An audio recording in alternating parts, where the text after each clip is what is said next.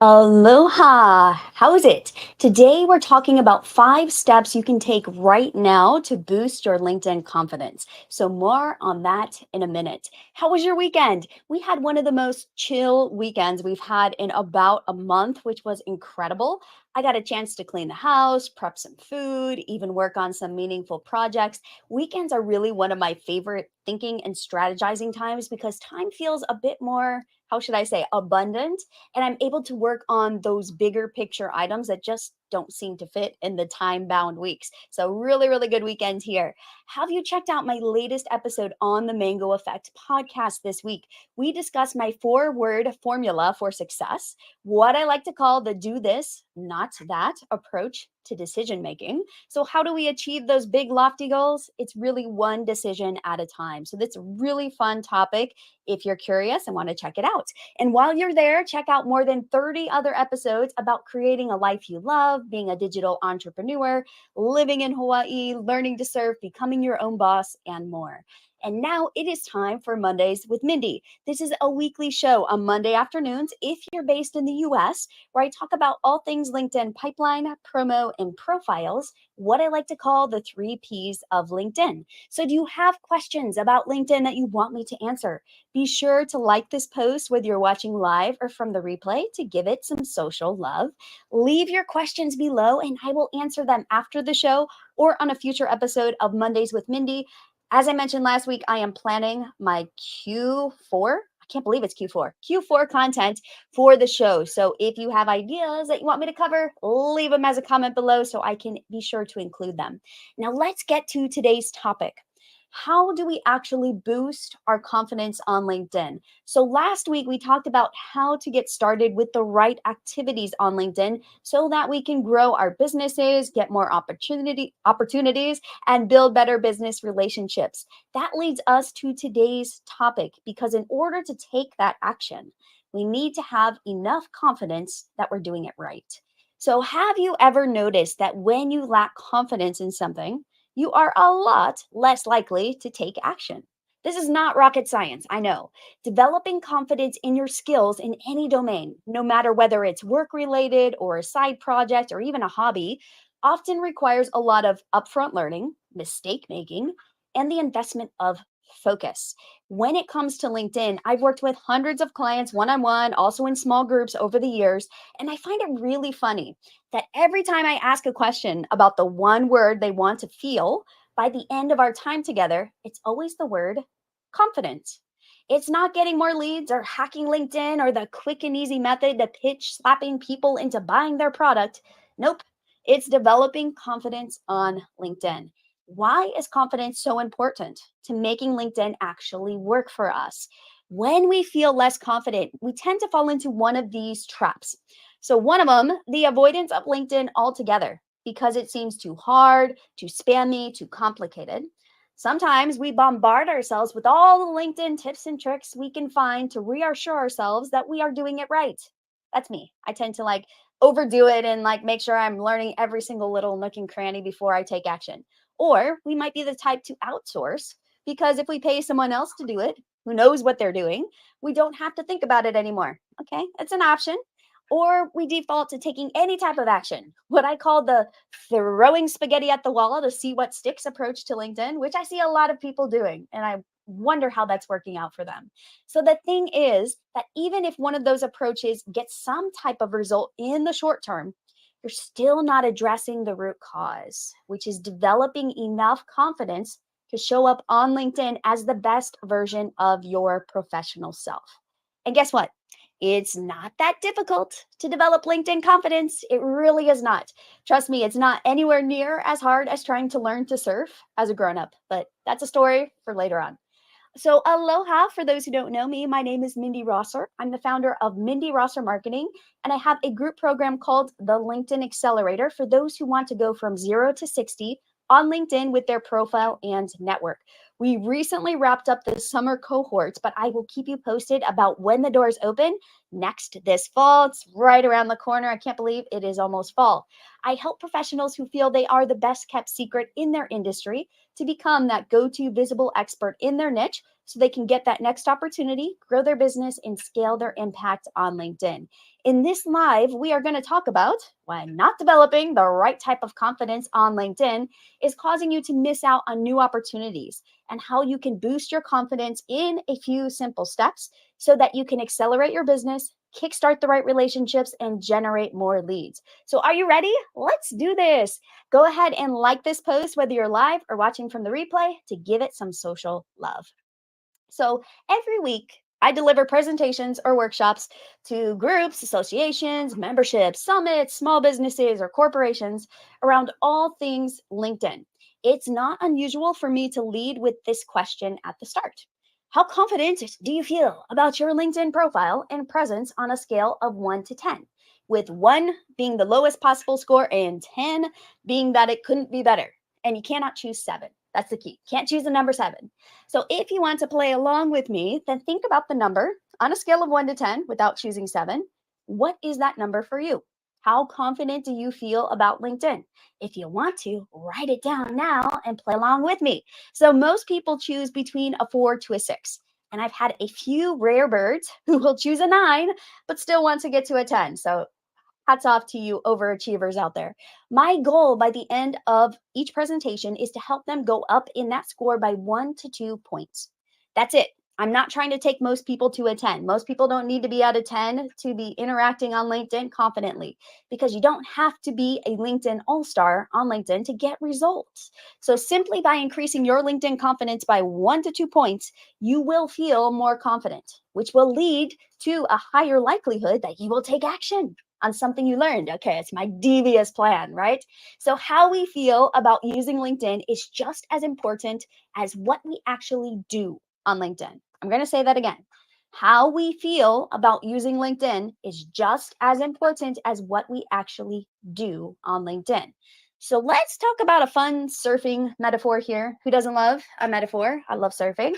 So, as I mentioned earlier, learning to surf is one of the most challenging things I've ever done outside of birthing my 2 babies and growing a business I love. Okay, those 2 things also top the charts.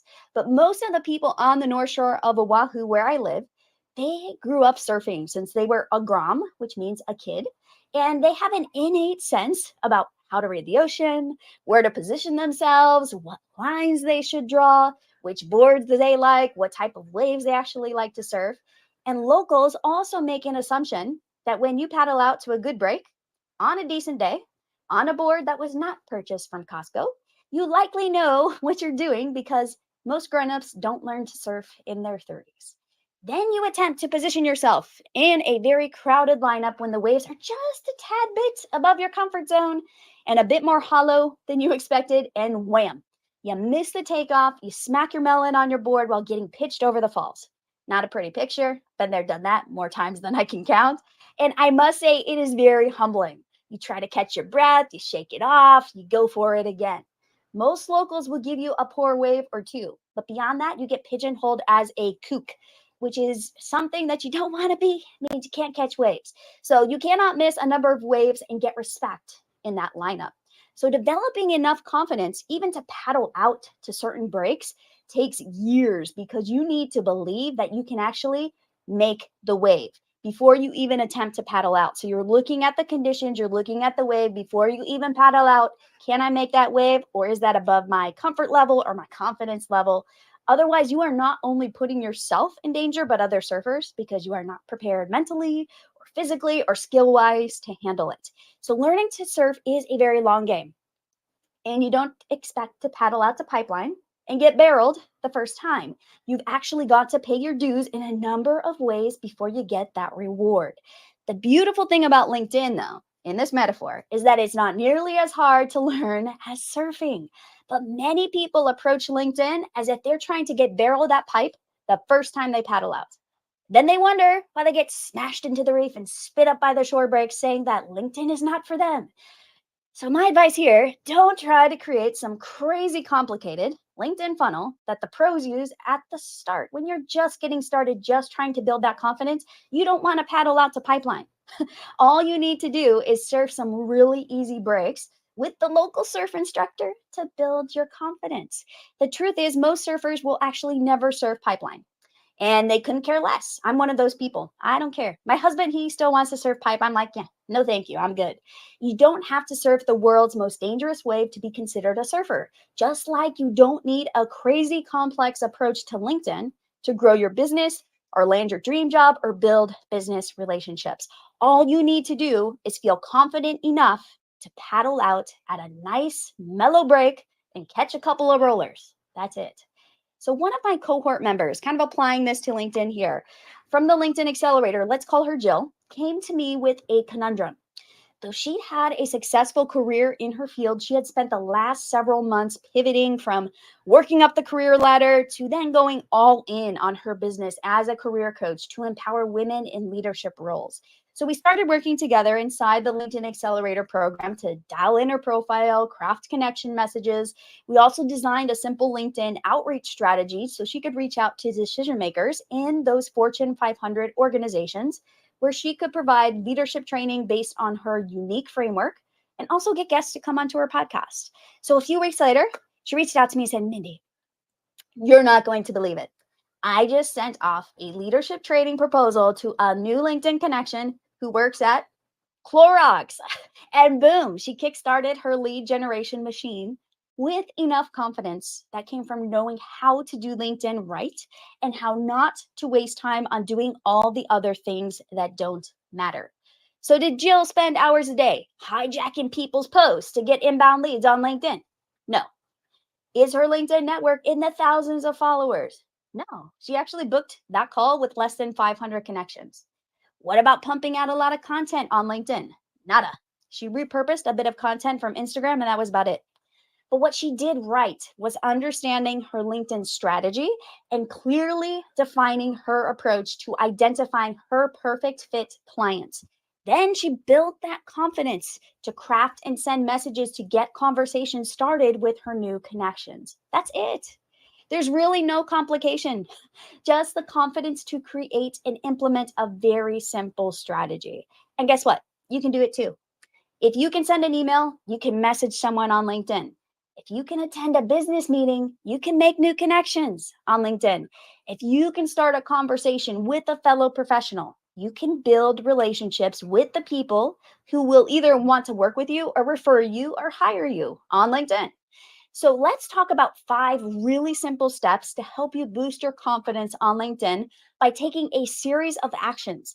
These actions should take you on average between 5 to 10 minutes per day. That's it. Yes, that's all you need to kickstart your LinkedIn confidence and start getting results. Many of the clients I work with spend about 5 minutes per day on LinkedIn because they either have a very solid infrastructure in place and they don't need to do much more than that, or some of them have a great virtual assistant who flags things for them so that they can focus only on the best opportunities and ignore the rest. So realize this is possible, especially once you develop your own checklist. So I'm going to give you an idea of what to include in your checklist for LinkedIn so you can build that confidence. So first of all, you want to log into LinkedIn every weekday. I know this is a rough one. Like, actually open the app on your phone, on your desktop, and log on to LinkedIn. This is the most important and most simple of the 5 steps because it gets you into the habit of intentional action on LinkedIn. Every day you log into LinkedIn with the intention to interact positively with your LinkedIn network, look at your profile, and do something that builds your personal brand or professional relationships.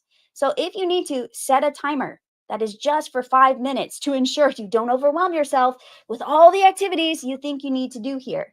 I like to use a really simple checklist to keep me on track, especially at the beginning until I develop the LinkedIn daily check-in habit. So a lot of people I work with, it's really figuring out what their checklist looks like so they can feel confident. Okay, I just need to do dun, dun, dun, dun, dun, boom, done. Your checklist should be able to fit on a post-it note. If it is longer than a post-it note, it is too complex. Keep your checklist very, very simple.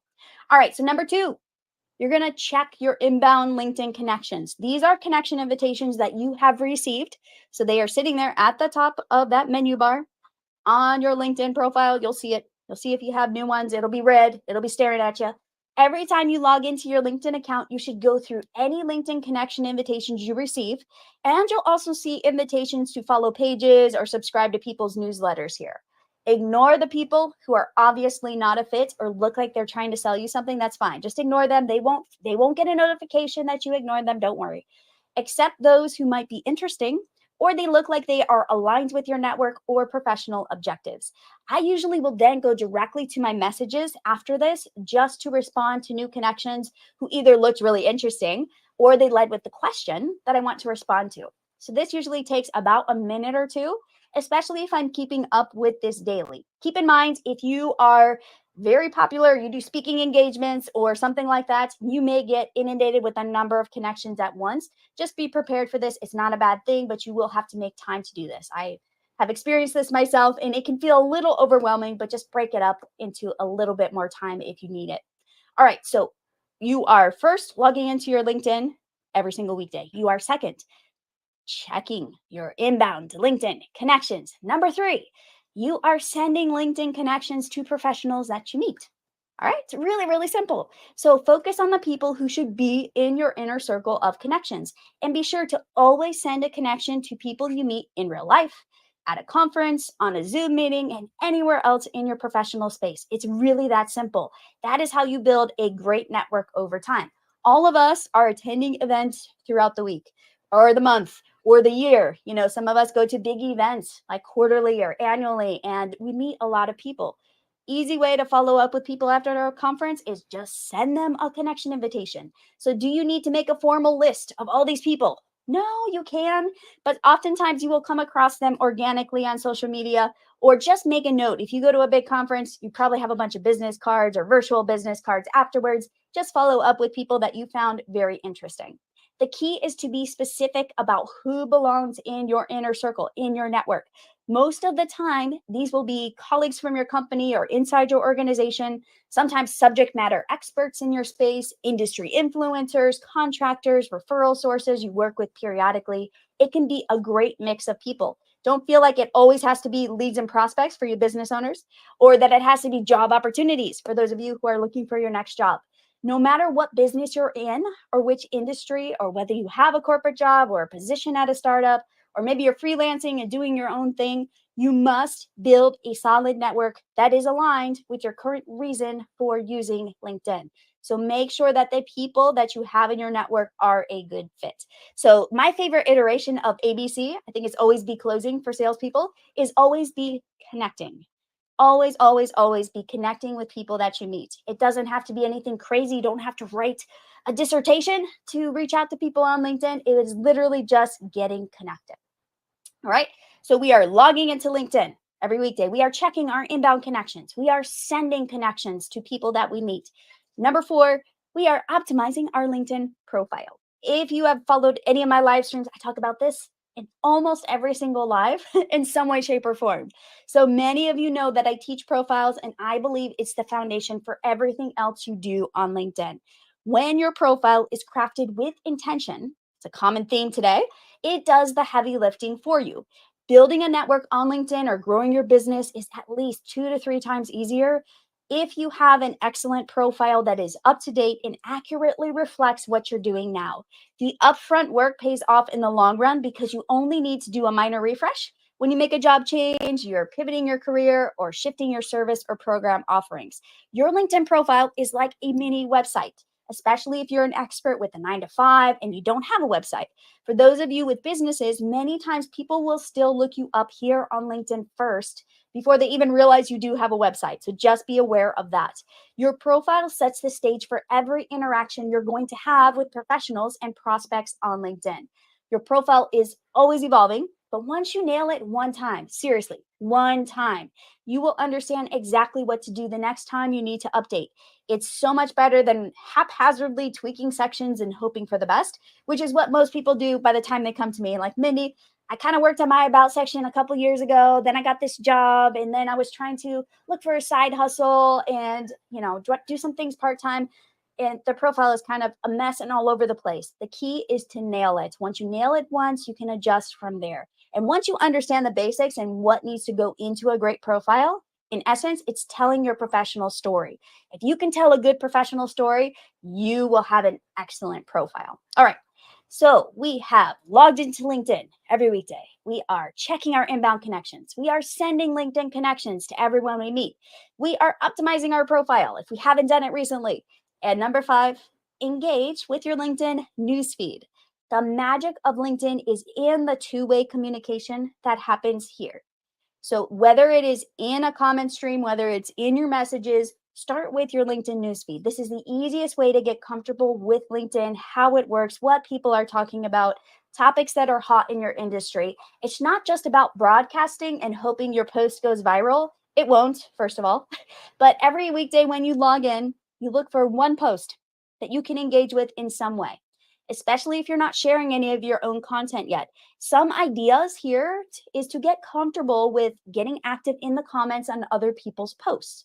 So respond to comments, react to comments you like, tag people when appropriate. The more that you engage in the comments, the more positive goodwill that you'll build with your network and those outside your network.